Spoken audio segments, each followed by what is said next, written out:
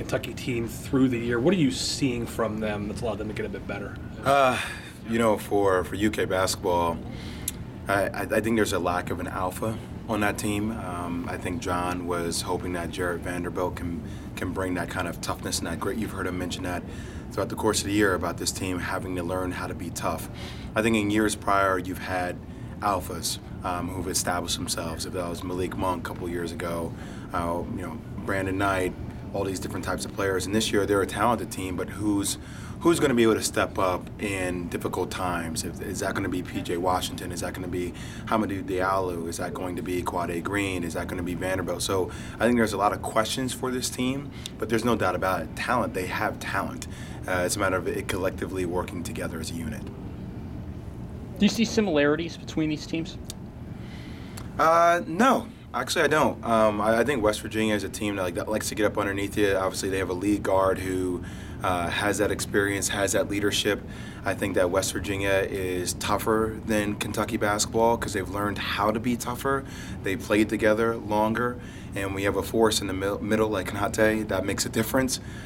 He is an enforcer. He's a guy that communicates a ton, is able to be an intimidator at the rim, and you have a lot of good pieces. I got a chance to spend a lot of time with WVU out in Germany and got a chance to hang out with Daxter and company, and just seeing the way they operate. Now, things weren't clicking for them, obviously, versus Texas A&M at that given juncture, but you can just tell that they have that grit to them, and there are a lot of teams in college basketball this year that don't have that grit, so that's an advantage right out of that gate. Could Konate be a difference maker for them tomorrow night, the way that Kentucky wants to bang down low a little bit? He's going to have to be, him and Issa. I think this is going to have to be a collective effort, and I think it's going to be imperative for WVU due to the size of Kentucky. You talk about that wingspan, average length being close to 7 feet tall, that they're going to need to gang rebound. And what I mean by that is the guards are just as responsible for getting rebounds as Konate and Issa are. And it's going to take that collective effort in order to keep UK off the glass. Because if I'm UK, I'm thinking about, hey, whatever shot is a good shot, because that means the ball's up on the rim. It gives us a chance to get an offensive rebound. That might be our best offense. Do you see a team maybe like Connecticut a few years ago with Kemba Walker that just kind of jumps out at the end of the year? Well, how do you see it shaking out nationally? If I could tell you how I saw it shaking out nationally, I would not be working for ESPN. I would be on my yacht in the south of France making a lot of money off Vegas. There's a group of teams there that... there are, but I'm going to tell you this year really bothers me, because as much as I like to dig down and try to figure out which teams are the most durable, all right, Villanova, they're durable. They just lost Phil Booth. That's a huge loss for them. Michigan State, yeah, they're a really good team, but they almost lost to Illinois, who was 0-7. They got blown out at Ohio State by 20 points.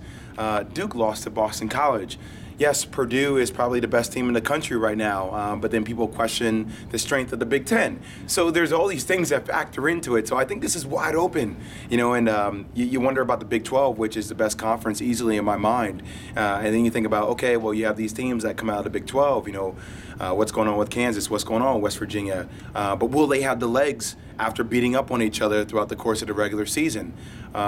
These are all questions we ask ourselves every day, and I can sit there and tell you that I think this team will be there and I think this team won't, but I think the margin for error is so slim for a lot of teams this year that it's going to be a whirlwind. Like, this is going to be, if you're a fan at home, you want to watch this tournament, because even if you think your team doesn't have a chance, they have a chance. What's your formula? Veteran guard play, is that factor into it? I think guard play goes a long way in the tournament. About understanding time and situation and control of the game. One of the things you always worry about as far as West Virginia is that style of play. We know they can create a lot of turnovers, right? We know that they love to get up and underneath it. But it all comes down at the end of the day with West Virginia's half-court offense. Can you execute in the half court, and can you be efficient? And a lot of that responsibility is going to be on Javon Carter, right? Like, he is the pit bull. He is the soul and pride of this team. You need guys like Daxter. You need guys like Issa to make shots. You need guys who contribute. Teddy Allen, I think, could be an X factor as well. But your ability to execute in a half will dictate whether you can win a national championship or not, and that's what it will come down to for West Virginia. These guys